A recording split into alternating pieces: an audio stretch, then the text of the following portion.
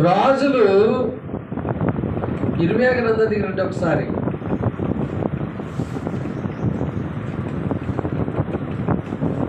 ఇర్మియా గ్రంథము 2వ అధ్యాయానికి రండి. ఇర్మియా గ్రంథము 2వ అధ్యాయం.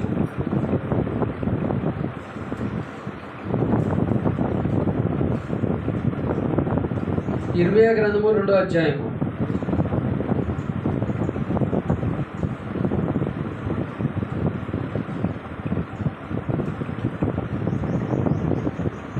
ఎనిమిదవ వచనాన్ని గమనించండి.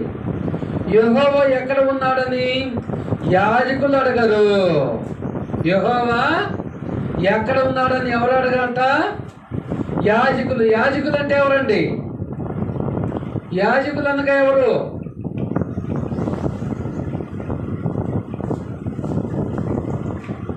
యాజకులు అనగా ఎవరండి? ఇశ్రాయేలీయులను నడిపించేవారు. ఇశ్రాయేలీయులను నడిపించేవారు. మరి యాజకులు అడగకపోతే దేవుని ప్రజలు ఎలాగ అడగలరు? అవునా?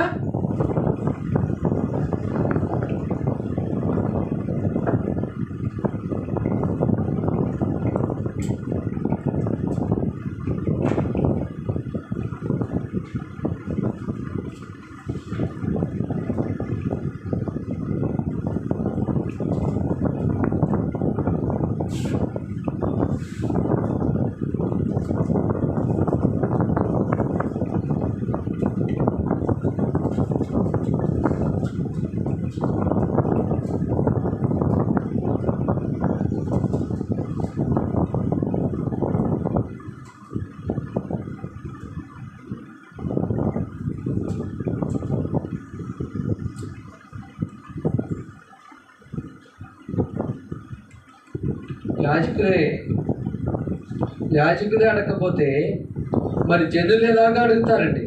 అవునా కదా? ధర్మశాస్త్రోపదేశకులు నన్ను ఎరగరు.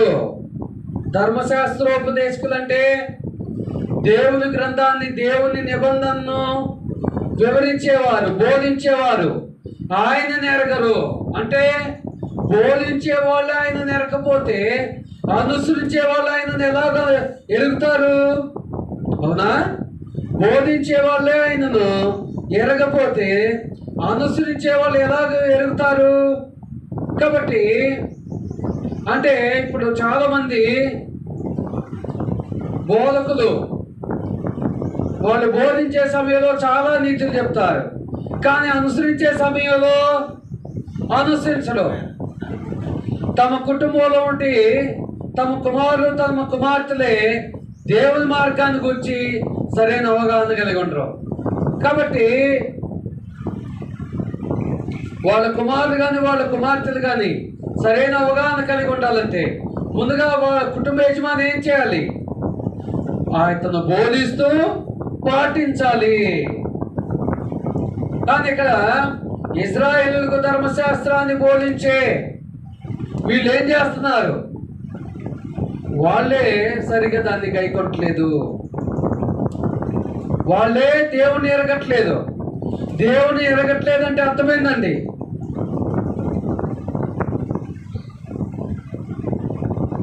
దేవుని ఎరగట్లేదు.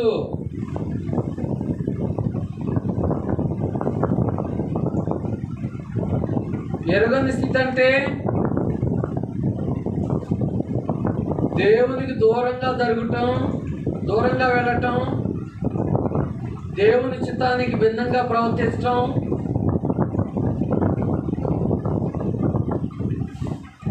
దేవునికి అయిష్టంగా జీవించటం.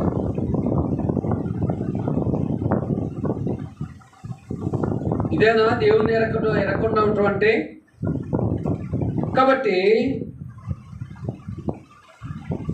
ఈ క్రియలు చేసే వాళ్ళందరూ ఎవరు? ఈ క్రియలు చేసే వాళ్ళందరూ ఎవరండి? దేవుని ప్రజలైన ఇశ్రాయేలీలే. దేవుని ప్రజలైన ఇశ్రాయేలీలే ఇవన్నీ చేస్తూ ఉన్నారు. కాబట్టి ప్రియ సహోదరి సహోదరులారా, ఆ యొక్క ఇజ్రాయేల్ ప్రవక్తలు ఏం చేస్తున్నారో తెలుసా?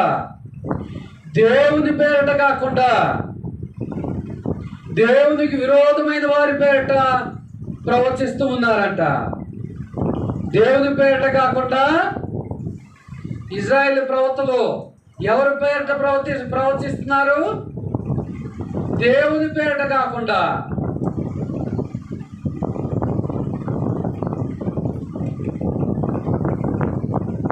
దేవుని పేరట కాకుండా వాస్తవంగా దేవుడు వీళ్ళని ఎందుకు ఏర్పాటు చేసుకున్నాడు? దేవుని పేరట ప్రవచించడం కొరకు. కానీ వీళ్ళేం చేస్తున్నారు? ఇప్పుడు మనం కూడా దేవుడిచ్చే ఆయుష్కాలాన్ని, దేవుడిచ్చే ఆరోగ్యాన్ని పొందుకుంటున్నాం, కానీ దేవునికి మాత్రం సమయాన్ని కేటాయించలేకపోతున్నాం మనకు మాదిరిగానే. అంటే చూడండి ప్రియులారా, ఈ ప్రవక్తలు అంటే స్వయంగా దేవుని యొద్ద నుండి సమాచారం తీసుకునే వాళ్ళు. ఎవరి యొద్ద నుండి? దేవుని యొద్ద నుండి సమాచారం తీసుకునేవాళ్ళు. మరి వీళ్ళు కూడా బుద్ధిపూర్వకంగా పాపం చేస్తున్నారు. రాజులు కూడా బుద్ధిపూర్వకంగా పాపం చేస్తున్నారు. మరి ప్రవక్తలు రాజులే చేస్తే ప్రజలు చేయటంలో ఏమైనా ఆశ్చర్యం ఉందా? కాబట్టి నేటి కాలంలో కూడా సేవకులైన వారు, ఇదిగో ఏదైనా రోగం వస్తే మీరు హాస్పిటల్కి వెళ్ళకూడదు, ప్రార్థన చేసుకుంటే దేవుడు తగ్గిస్తారని చెప్పి ఏ చిన్న రోగం వచ్చినా కూడా పోయి హాస్పిటల్ అడ్మిట్ అయితే ఏమవుతుందండి?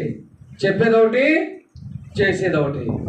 విశ్వాసుల కౌరవులు, సేవకుల కౌరవులు, అవునా? కాబట్టి ఆనాడు ఉన్నటువంటి ఆ యొక్క రాజులు కానీ ప్రవక్తలు కానీ ఎలాగ చేశారంట? ఏం చేశారు? బుద్ధిపూర్వకంగా పాపం చేశారు. అందుకోసమే దేవుడు వీరందరిపై ఎవరిని న్యాయాధిపతులుగా పెట్టిండో తెలుసా? ఈ రాజులపై, ప్రవక్తలపై, దేవుని ప్రజలపై ఎవరిని న్యాయాధిపతులుగా, అంటే న్యాయాధిపతిగా న్యాయ నిర్ణేత, ఎవరిని న్యాయ నిర్ణేతలుగా పెట్టిండో తెలుసా?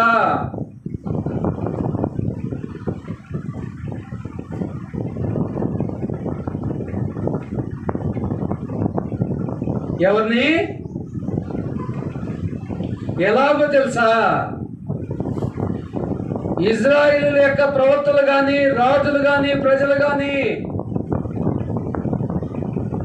దేవునికి విరోధంగా ప్రవర్తిస్తే వీళ్ళకు ప్రతికూల వాతావరణము. ఏ వాతావరణం?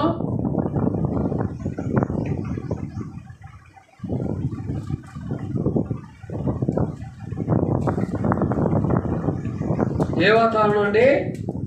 ప్రతికూల వాతావరణం. అనగా ప్రతికూల వాతావరణం అంటే ఏందండి?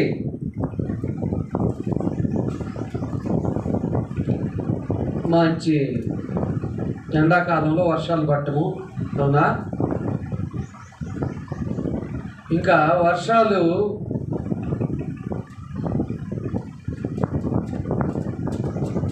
అధికంగా కురవటము, అవునా? ఎండలు బాగా విపరీతంగా కాయటము. ఇప్పుడు ఈ సంవత్సరము వర్షాలు బాగా పడ్డాయి. మళ్ళా ఎండలు మార్చిలోనే, మేలో కాయాల్సినటువంటి ఎండలు కాస్తున్నాయి. నిజంగా ఆ ఎండలో పనిచేసేవారు అల్లాడిపోతున్నారు, ఆ ఎండను భరించలేక. కానీ ఎవరిలో మార్పు రావట్లే. ఈ వాతావరణ ప్రతికూల పరిస్థితులన్నీ అట్లున్నాయి. కరోనా వచ్చిన తర్వాత ఎంతమంది క్రైస్తవులకు జ్ఞానోదయం అయిందండి? ఇలాంటి మరలా వేరే ఒక రోగం వస్తే దేవుణ్ణి ఆరాధించలేమేమో, దేవుని సన్నిధికి వెళ్ళలేమేమో, ఇప్పటికైనా దేవుని సన్నిధికి వెళ్ళాలని ఎంతమంది గ్రహిస్తున్నారండి? ఎంతమందికి ఆ తలంపు ఉందండి? దిద్దుకోలేకపోతున్నారు. బ్రతుకుల్లో ఉన్నట్టు ఆ మచ్చలను, ఆ డాగులను తీసివేసుకోలేకపోతున్నారు. అందుకోసం దేవుడు ఏమన్నాడు? మీ మీద భూమి ఆకాశములను సాక్షులుగా పెట్టాను. సాక్షులుగా పెట్టాను. చూడండి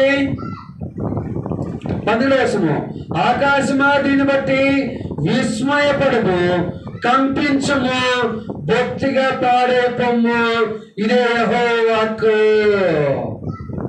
ఏమన్నాడు? ఆకాశమునకు భూమికి. నిజంగా మీరు గమనిస్తున్నారో గమనించట్లేదు?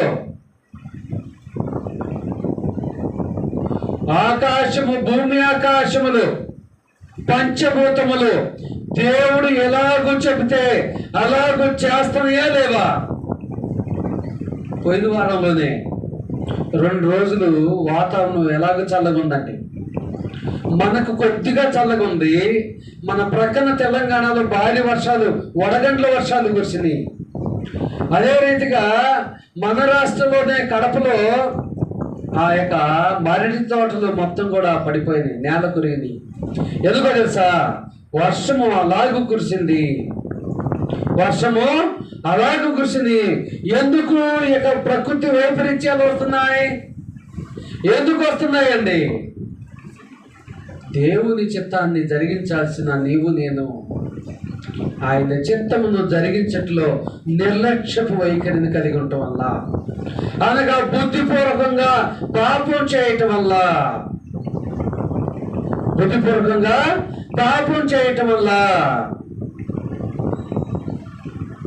కాబట్టి పూర్వకాలం మంది ఇజ్రాయేలు బానిసలుగా ఉన్నారు. అవునా? ఎక్కడ బానిసలుగా ఉన్నారు? ఐగుప్తులో. వాళ్ళు వాటర్ తీసుకోవాలన్నా, ఆహారాన్ని భుజించాలన్నా, ఏం చేయాలన్నా ఎవరి అనుమతి కావాలి? ఐగుప్తు రాజు అనుమతి కావాలి.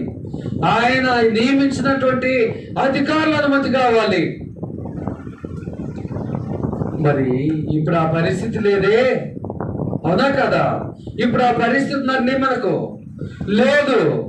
కానీ ఆ తర్వాత ఇజ్రాయెల్ కూడా అటువంటి పరిస్థితి లేదు. కానీ అటువంటి పరిస్థితి లేనప్పుడు వాళ్ళు ఏం చేశారండి?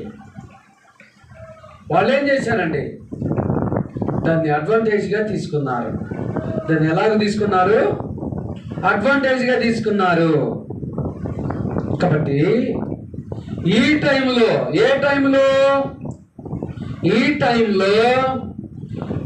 ఇజ్రాయేలు బుద్ధిపూర్వకంగా పాపం చేసినటువంటి ఈ సమయంలో వాళ్ళు 2 నేరాలు చేశారని దేవుడు వారిని హెచ్చరిక చేస్తూ ఉన్నాడు.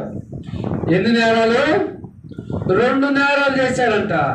ఆ 2 నేరాల్లో మొట్టమొదటి నేరం ఏందో తెలుసా? ఏంటంటే మొట్టమొదటి నేరము, జీవజలముల ఓటనైన నన్ను. ఏంటంటే దేవుడు ఏమైనాడు? జీవజలముల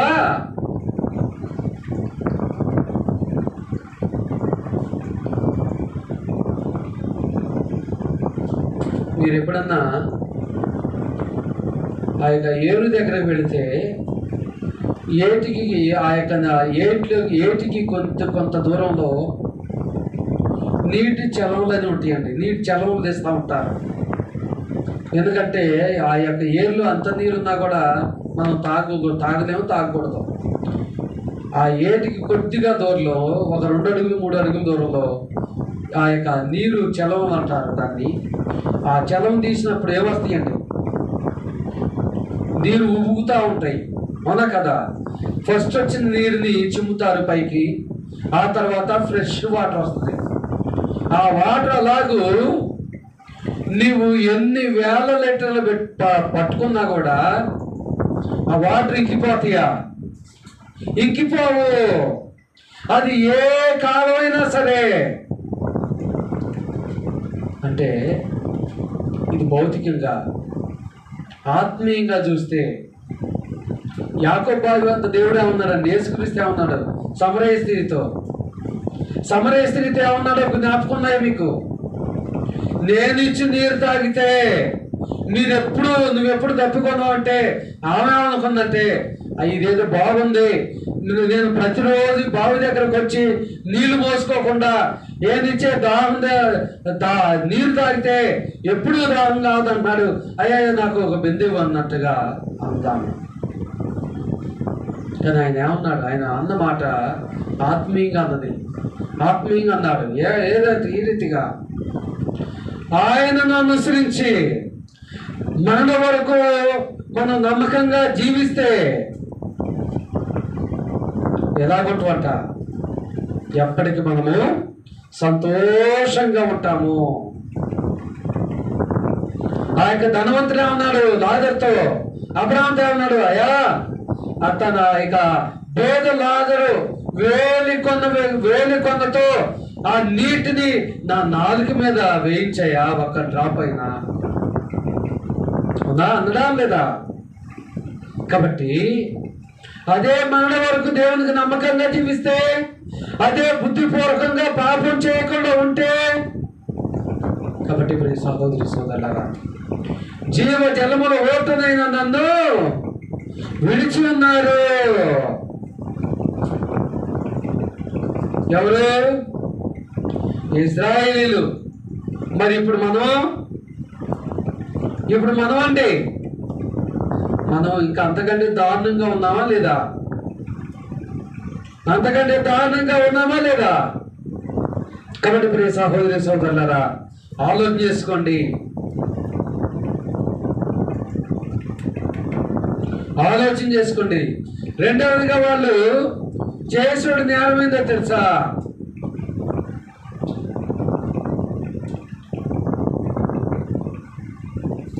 నీరు నుండిగా పోసిన నిలవని తొట్లు లాంటి తెచ్చుకొని వాటికి ఏం చేశారు?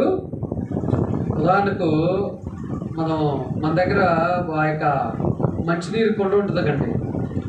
ఆ నీరుకు ఆ కొండకు చిల్లు పడితే మనం ఎంత వాటర్ పోసినా ఏమవుద్దండి? నిలవదు. అంటే దానికి ఎంత అర్థం ఉందో తెలుసా? దానికి ఎన్ని మాటలు దాని అర్థం అదే. ఇజ్రాయిల్ అంట లోకంలో కూడా మనం కొన్ని సందర్భాలు మాట్లాడుకుంటూ ఉంటాం. కాగితో కబురు పంపించినా కూడా నేను ఎన్నో మార్లు ఆదుకున్నానండి వాడిని, కానీ ఆ బేలును మర్చిపోయినట్టమే. అవునా కదా? కొంతమంది పక్క నుండి జోరీగా మాదిరిగా నాకు సహాయం చేయని ఎన్ని మార్లు అడిగినా కూడా ఇదిగో ఫలాని వ్యక్తి అయితే పట్టించుకోలేదండి. నేనైతే కాగితం కబురు పంపించినా నాకు లేమి స్థితిలోనైనా సరే అతన్ని ఆదరిస్తే చివరికి నన్నే నిర్లక్ష్య పెడుతున్నాడు, నన్నే చివరికి నాపైనే ఎదురు తిరుగుతున్నాడు. ఇజ్రాయిల్ కూడా అంతేనా కాదండి? ఇజ్రాయిల్ అంతేనా కాదా? అయ్యా నాకు ఈ సమస్య వచ్చింది, ఈ బాధ వచ్చింది అని నువ్వు ప్రార్థిస్తే దేవుడిని మొరాలకిస్తాడు. కానీ జీవము కదా ఆయనను విడిచి జీవం లేని వాటికి మనం ప్రార్థిస్తే ఏం ప్రయోజనం లేదు. కానీ ఇజ్రాయిల్ ఏం చేశారు?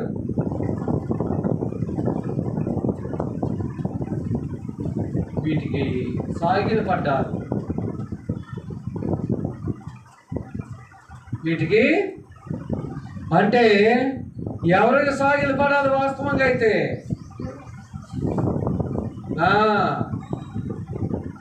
కానీ ఎవరికి సాగిలు పడుతున్నారు? ఇప్పుడు మనం కూడా ఆదివారమున ఎవరికి సాగిలు పడాలి? ఇప్పుడు వీటి ప్లేస్లో ఉన్నటువంటి మేనేజర్కు సాగిలు పడుతున్నారు, వ్యాపారానికి సాగిలు పడుతున్నారు, అదే రీతిగా బంధువులకు సాగిలు పడుతున్నారు, రకరకాలుగా సాగిలు పడుతూ ఉన్నారు. కాబట్టి ప్రియ సహోదరి సోదరులారా, ఒకసారి ఆలోచన చేసుకోండి. ఇజ్రాయేల్ ఏం చేశారు? జీవజలముల ఓటనైనా ఆయన మర్చిపోయారు. అంతేదే కదండి. చూడండి, మనం ఎవరితో నేను ఒక అబద్ధం ఆడినాం అనుకోండి, ఆ అబద్ధాన్ని కప్పించుకోవడానికి మరొక అబద్ధం ఆడాలి, దాన్ని కప్పించుకోవడానికి మరొక అబద్ధం ఆడాలి. ఆ తర్వాత మన జీవితం ఒక అబద్ధం అయిపోతుంది. మనం అదే వ్యక్తితో ఉన్నది ఉన్నట్టుగా నిజాన్ని చెప్పింది అనుకోండి, ఆ నిజాన్ని సమర్థించుకోవడానికి మరో నిజాన్ని చెప్పనవసరం లే. అవునా? ఎప్పుడైనా అదే మాటను చెప్తాం. అదే అంటాం మనం కొంతమందితో, నేను అక్కడుండా ఇక్కడుండా అర్ధరాత్రి అయినా మిట్ట మధ్యాహ్నం అయినా ఒకే మాట మీద ఉంటాను, నా అభిప్రాయం అదే, నేను మార్చుకోను అని చెప్తా ఉంటాం. అవునా కదా? అలాగే బుద్ధిపూర్వకంగా వీళ్ళు పాపం చేసిన తర్వాత, బుద్ధిపూర్వకంగా వీళ్ళు పాపం చేసిన తర్వాత మరి ఆ పాపం యొక్క పర్యావసనాలు ఎలా ఉంటాయి? ఆ పాపం యొక్క పర్యావసనాలు ఎలా ఉంటాయి? ఇలాగే ఉంటాయి. ఎలాగూ చివరికి దేవుణ్ణి సైతము విడిచిపెట్టే పరిస్థితికి వస్తుంది. దేవుని సైతము విడిచిపెట్టుకునే పరిస్థితికి వస్తుంది. కాబట్టి ప్రియ సహోదరి సోదరులారా, ఒకసారి ఆలోచన చేసుకోండి. ఆనాడు ఇజ్రాయేలు విడిచిపెట్టి దేవునికి దూరంగా జరిగి దేవుని ఆశీర్వాదాలు కోల్పోయారు. ఈనాడు నీవు నేను కూడా దేవుని ఆశీర్వాదాలు కోల్పోతున్నాము. అనేక మార్లు ఆయన సన్నిధానాన్ని విడిచిపెడుతున్నాము. అనేక మార్లు ఆయన ఆజ్ఞలను తృణీకరిస్తున్నాము. అనేక మార్లు ఆయన చిత్తానికి భిన్నంగా నడుచుకుంటున్నాము. కాబట్టి ప్రియ సహోదరి సోదరులారా, ఒకసారి ఆలోచన చేసుకో. దేవుడు వీటికి మొరొక్కటాన్ని బట్టి ఏమంటున్నాడో తెలుసా? ఓ ఇజ్రాయేలీయులారా, మీరు ఆత్మీయ వ్యభిచారం చేస్తున్నారని అంటున్నాడు. ఏ వ్యభిచారం అంట? ఆత్మీయ వ్యభిచారం కూడా ఉందా? భౌతిక వ్యభిచారం అంటే ఏంటండి? ఒక భార్య ఉండగా మరొకరితో, ఒక భర్త ఉండగా మరొకరితో సంబంధాన్ని పెట్టుకోవడం. ఆత్మీయ వ్యభిచారం అంటే ఏంటి? నిజదేవుడని, జీవము గలవాడని గ్రహించి మరలా వేరే వైపుకు మరవటం. అవునా? దాన్నే దేవుడు ఏమన్నాడంటే ఆత్మీయ వ్యభిచారం అన్నాడు.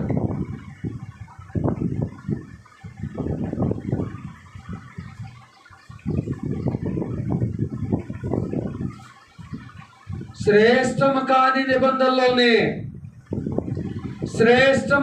నిబంధనలోనే దేవుడు ఇంత కఠినమైన పదం వాడాడంటే ఇప్పుడు మనందరం కూడా ఏ నిబంధనలో ఉన్నాం?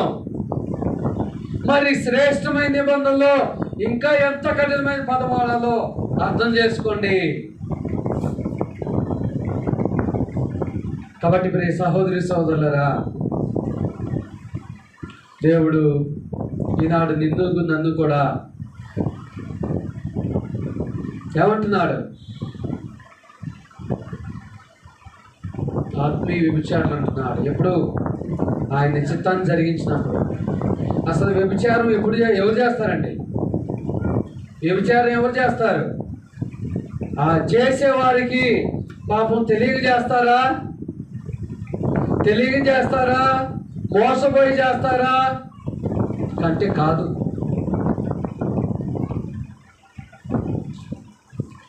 తెలిసే, అది పాపం అని తెలిసే చేస్తారు. ఇజ్రాయేల్ కూడా అంతే చేశారు. కాబట్టి ఇజ్రాయేల్ని దేవుడు ఏం చేశాడు? శిక్షించాడు. దేవుడు ఏం చేశాడు? శిక్షించాడు. మనం ఆ శిక్షను పొందుకోవడానికి దేవుడు నిన్ను నన్ను ఏర్పాటు చేసుకున్నాడా? ఆ శిక్షకు దూరంగా వెళ్ళడానికి నిన్ను నన్ను ఏర్పాటు చేసుకున్నాడా? మరి దూరంగా వెళ్ళగలుగుతున్నామా? ఈ ఆత్మీయ విచారానికి దూరంగా వెళ్ళగలుగుతున్నామా? ఆలోచన చేసుకోవాలి ప్రియ సహోదరి సహోదరుడా. దేవుడు ఎక్కడైనా మారండి ఏమన్నాడు? ఎక్కడైనా మారండి.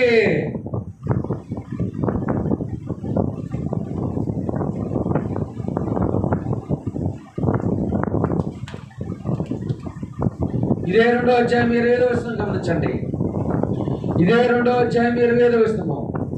జాగ్రత్త పడి నీ పాదములకు చెప్పులు తొడుగుకొనుము, నీ గొంతుక తప్పిక కొనుక్కున్నట్లు జాగ్రత్త పడము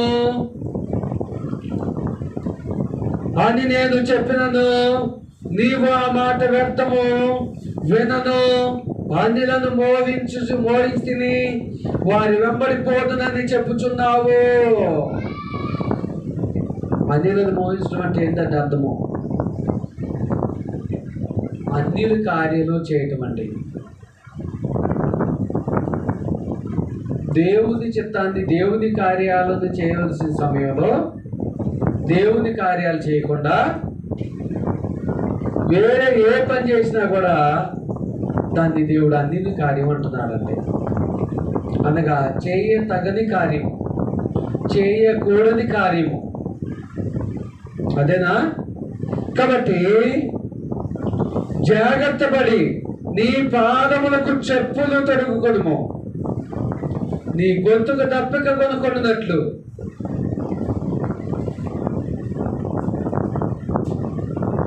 నీ గొంతుక దప్పిక కొనుక్కున్నట్లు. మన గొంతుక ఎప్పుడు తప్పుకుంటుందండి? బాగా ఎండలో ఒక పావుగంట నడిస్తేనే చావదు. ఇప్పుడు కాసే అంటది, వెంటనే దాహం అయిపోతా ఉంది. ఈ ఎండలో అవశిష్టికి వెళ్ళినప్పుడు ఒక పావుగంట, ఒక 8 నిమిషాలు మాట్లాడితేనే దాహం అవుతా ఉంది. మళ్ళీ అవి తాగిన మళ్ళీ 10 నిమిషాలు మళ్ళా దాహం అవుతుంది. దేవుని వాక్యాన్ని మన హృదయంలో ఉంచుకున్నంతసేపు దేవుని కాపుదల మనకు ఉంటుంది. ఆపదలు మనం ధరించారు. ఒకవేళ ధరించారినా కూడా దేవుని కృప మన చుట్టూ ఆవరించి ఉంటుంది కాబట్టి మనం వాటిని తట్టుకోగలము. ఎప్పుడైతే దేవుని జ్ఞానము మనలో సన్నగిలిపోతుందో అపవాదిగాడు ఎక్కువగా మనలో పనిచేస్తారు. పనిచేసినప్పుడు ఏమవుతుంది? వాక్యాన్ని విడిచిపెడుతున్నారు. వాక్యాన్ని విడిచిపెట్టమంటే ఆటోమేటిక్గా దేవుణ్ణి కూడా విడిచిపెట్టినట్లే. కాబట్టి దేవుడు ఏమంటున్నాడంటే,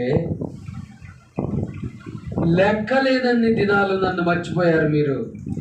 ఎన్ని దినాలు? అదే ఈ లేఖనాల మీదే పాట కూడా ఉంది. ఆకాశం ఆలకించుమా భూమి, పిల్లలను కని ఉన్నాను, పెంచి పెద్దవాడిగా చేసినాను, కానీ వారు నా మాట అదే వ్యర్థముగా నన్ను విడిచి. అదే కాబట్టి దేవుడు ఏమంటున్నాడంటే, లెక్కలేనది దినాలు, ఇదిగో నీవు నా నుండి తప్పిపోయావు, అయినా నిన్ను క్షమించాను. కానీ ఇకనైనా నీ బుద్ధిని మార్చుకో, ఇకనైనా నీ విధానాన్ని మార్చుకో, ఇకనైనా నీ ప్రవర్తన దిద్దుకో అంటున్నాడు దేవుడు. దిద్దుకోవడానికి నువ్వు నేను సిద్ధంగా ఉన్నామా? మార్చుకోవడానికి నువ్వు నేను సిద్ధంగా ఉన్నామా? దేవుని ఇష్టాన్ని జరిగించడానికి నీవు నేను ఎంత మటుకు సిద్ధంగా ఉన్నాము? రే సహోదరి సహోదరుడా, ఒకసారి ఆలోచన చేసుకో. ఆనాడు ఇజ్రాయేల్ అంటున్నాడు, లెక్కలేనన్ని దినములు నీవు ఆయనకు విరోధంగా దూరంగా పారిపోయావు, తప్పులు చేశావు. కాబట్టి బుద్ధిపూర్వకంగా మనం పాపం చేయకుండా ఉండాలంటే మనం ఏం చేయాలండి? బుద్ధిపూర్వకంగా మనం పాపం చేయకుండా ఉండాలంటే మనం ఏం చేయాలి?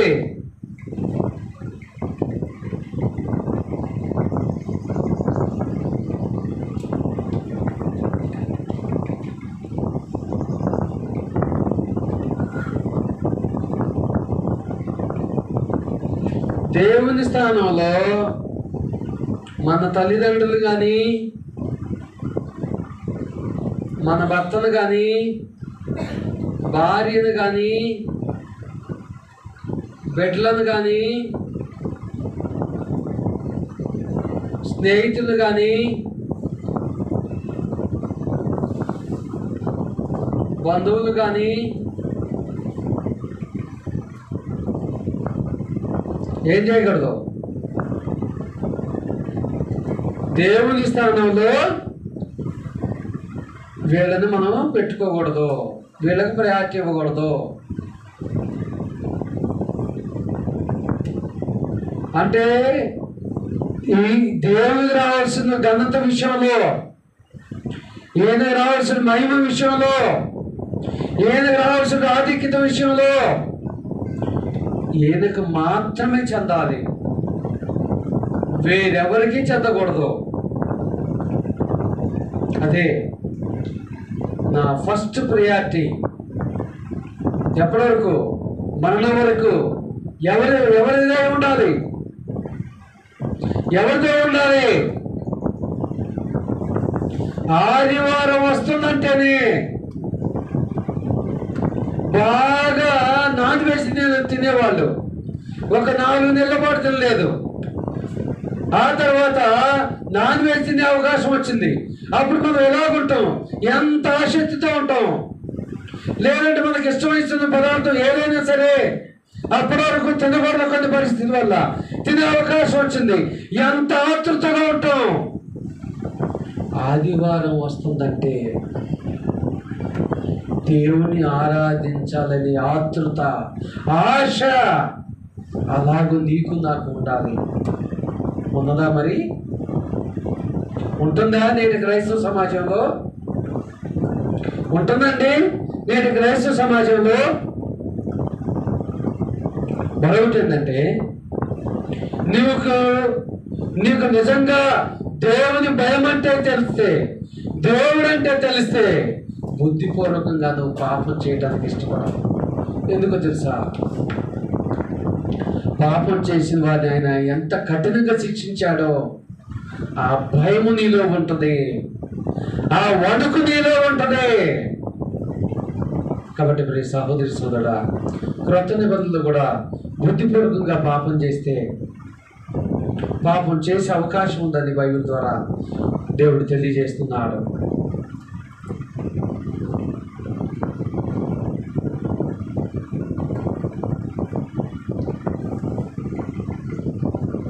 కొత్త నిబంధనలో కూడా బుద్ధిపూర్వకంగా పాపం చేసే అవకాశం ఉందని దేవుడు తెలియజేస్తున్నాడు.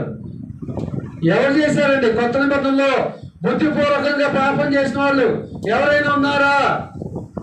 మీకు తెలిసి ఎవరైనా ఉన్నారా కొత్త నిబంధన చట్టంలో?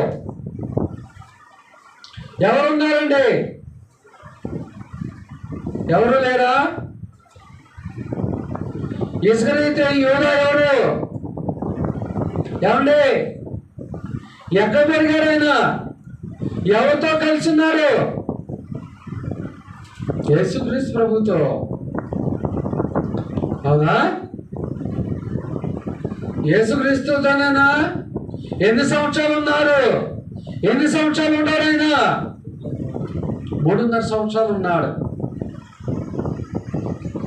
ఫైనాన్షియల్ మ్యాటర్ అంతా ఆయన డీల్ చేసేది.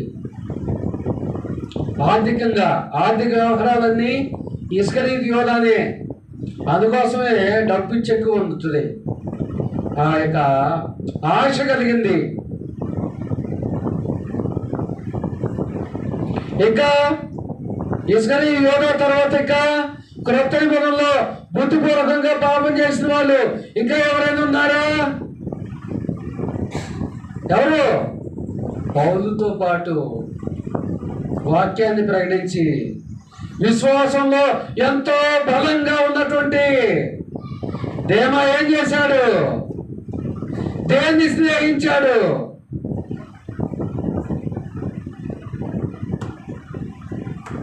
కాబట్టి పౌలు గారు ఏమంటున్నారు తెలుసా? మీ అందరికీ సువార్త ప్రకటించి నేను భ్రష్టుడైపోదునేమని నా శరీరాన్ని నేను నల్లగొట్టుకుంటున్నాను. శరీరాన్ని నల్లగొట్టుకోవటం అంటే ఏంటండి? శరీరాన్ని నల్లగొట్టుకోవటం అంటే ఏంటండి? ఏ కర్రతో నల్లగొట్టుకున్నాడు? దేంతో నల్లగొట్టుకున్నాడండి శరీరాన్ని? ఏమండి, ఎప్పుడైనా ఆలోచన చేశారా ఈ మాటను? ఆయన శరీరాన్ని ఎలాగ నల్లగొట్టుకున్నాడు? ఆరాధనకు వెళ్ళాలి, నిద్ర వస్తుంది. శరీరం ఏమో సుఖాన్ని కోరుకుంటుంది, నిద్రపోని చెప్తుంది. మనస్సు ఏమో నువ్వు దేవుడిని ఆరాధించాలని హెచ్చరిస్తుంది. దేన్ని ఆయన అనుసరించాడు? కాళ్ళేమో ఆయన ప్రయాణాలన్నీ దేని మీద చేశాడండి? ఏ కారులో చేశాడు? ఏ ఫ్లైట్లో చేశాడు? ఏ రాయల్ బండి మీద చేశాడు? దేని మీద చేశాడండి? నడకే. ఎక్కడి నుంచి ఎక్కడకు? రోమపట్నం ఎక్కడుందో, కొరింథీ ఎక్కడుందో, గలతీ ఎక్కడుందో, ఎఫెసీ ఎక్కడుందో, కొలస్సీ ఎక్కడుందో, ఫిలిప్పీ ఎక్కడుందో, తెస్సలోనిక ఎక్కడుందో, ప్రకటన గ్రంథంలో చెప్పండి 7 సంఘాలు ఎక్కడున్నాయో వీటన్నిటిని ఎలాగ ప్రయాణం చేశాడండి ఆయన? నడకతోనే. ఇవాళ బైక్ లేకపోతే ఒక్కడికి కూడా వేయలేకపోతున్నాం. అంత దౌర్భాగ్యమైన స్థితికి వచ్చాం. కానీ కాళ్ళు నొప్పులు వస్తున్నా కూడా ఆయన సువార్త ప్రకటించడము ఒక్క దినము కూడా మానలేదు. ఒక్క దినము కూడా ఆయన మానలేదు.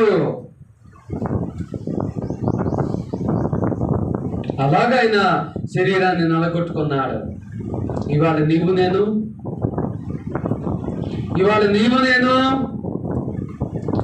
మన శరీరాలను నలగొట్టుకోవడానికి మనం ఎంత మట్టుకు ప్రయత్నం చేస్తున్నాము? నలగొట్టుకోలేకపోతున్నాం కాబట్టి 100%లో 1% ఆత్మ సంబంధం బలపడి నాకంటే వీరుడు లేడు, ధీరుడు లేడని విరవీగిపోతున్నాం. అన్నీ లేదుట. అవునా? నా అంత విశ్వాసం లేడన్నట్టుగా బిహేవ్ చేస్తున్నాం. నీ విశ్వాసాన్ని నీ తోటి సహోదరుడు విశ్వాసంతో పోల్చుకోమాకు. నీ విశ్వాసాన్ని నీ రక్షకుడైన యేసుతో పోల్చుకో. నువ్వు ఎంత లోటును కలిగి ఉన్నావో, నువ్వు ఇంకా ఎంత నేర్చుకోవాలో, నువ్వు ఇంకా ఎంత బలపడాలో, ఎంత ఆత్మ సంబంధంగా ఎదగాలో నీకు అర్థమవుద్ది. కాబట్టి మరి సహోదరి సోదరుడా, ఈ 2 వారాలు బట్టి మనం నేర్చుకోవాల్సింది ఏంది? ఇజ్రాయేల్ వలె బుద్ధిపూర్వకంగా పాపం చేయాలని నేర్చుకున్నావు. అవునా? చేయొచ్చని నేర్చుకున్నావా? చూడండి, శ్రేష్టము కాని నిబంధనలోనే దేవుడు వారిని శిక్షించాడు. శ్రేష్టమైన నిబంధనలో ఇంకా మనకు మరి ఎక్కువ శిక్ష ఉన్నది.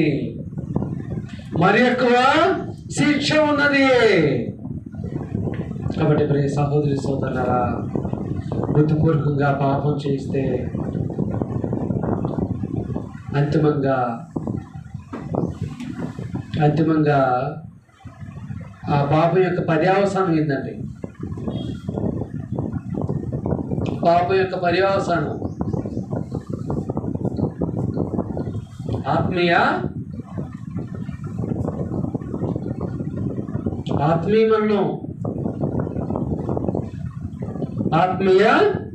మరణం. వాస్తవంగా నువ్వు 10 సంవత్సరాల క్రైస్తవుడిగా బ్రతికినా, 100 సంవత్సరాల క్రైస్తవుడిగా బ్రతికినా, ఈ మరణం నుండి తప్పించుకోవడానికే నువ్వు బ్రతకాలి. దాని నుండి తప్పించుకోవాలంటే భూమి మీద చనిపోయే వరకు నా ఇష్టానుసారంగా జీవించి, చనిపోయే 1 గంట ముందు 1 రోజు ముందు దేవునికి ఇష్టంగా బ్రతికితే దేవుడు ఆ మరణం నుండి తప్పించడం. కాబట్టి ప్రియ సహోదరి సోదరులారా, మనందరం కూడా ఇజ్రాయేలు వలె బుద్ధిపూర్వకంగా పాపం చేయకుండా ఉండాలనేది దేవుని ఆజ్ఞ. ఉండాలనేది అయితే దేవుని ఆజ్ఞ. ఇక ఉండటమా ఉండకపోవటం అనేది నీ చేతిలోనే ఉన్నది. దేవుడు నీకు అవకాశాన్ని ఇచ్చాడు. రేపు తీర్పు నాడు, అయ్యా నువ్వు నాకు అవకాశం ఇవ్వలేదుగా, ప్రతిదీ ఇలాగన్నావుగా అలాగన్నావుగా అంటే రూల్ లేదండి, అవకాశం లేదు. దేవుడు నీ ఎదుట 2 మార్గాలు చెబుతున్నాడు. ఇదిగో ఈ మార్గం ద్వారా అయితే పరలోకము, ఈ మార్గం ద్వారా అయితే నిత్య నరకము. నీ ఇష్టం ఏ మార్గాన్ని ఎంచుకుంటావో. మనకి బాగా, ఎందుకంటే తెలివైన వారం కాబట్టి సగం అధ్యాస్తే సగం కొన్నాళ్ళు ఆ రూట్లో ఉంటా, కొన్నాళ్ళు ఈ రూట్లో ఉంటా అంటే కలవదండి. అలాంటి వారికి మరీ కఠినమైన శిక్ష కదా. కాబట్టి మరి సహోదరి సోదరులారా, బుద్ధిపూర్వకంగా పాపం చేయరాదు అనేది దేవుని ఆజ్ఞ, చేయకూడదు అనేది దేవుని ఆజ్ఞ. దేవుని ఆజ్ఞను మనం గైకొనాలని, పాటించాలని, అనుసరించాలని మీ అందరికీ ప్రేమపూర్వకంగా తెలియజేసుకుంటూ, ఇజ్రాయెల్ జీవితాన్ని బట్టి మనం జ్ఞానం తెచ్చుకోవాలి, గ్రహింపును తెచ్చుకోవాలి. కాబట్టి మనందరూ కూడా బుద్ధిపూర్వకంగా పాపం చేయటానికి మన మనసులను దూరంగా ఉంచుకోవాలి. ఇప్పటివరకు ఓపికతో శ్రద్ధతో నుండి మీ అందరికీ ప్రభు పేట వందనాలు తెలియజేస్తున్నాను. మీ అందరికీ వందనాలండి.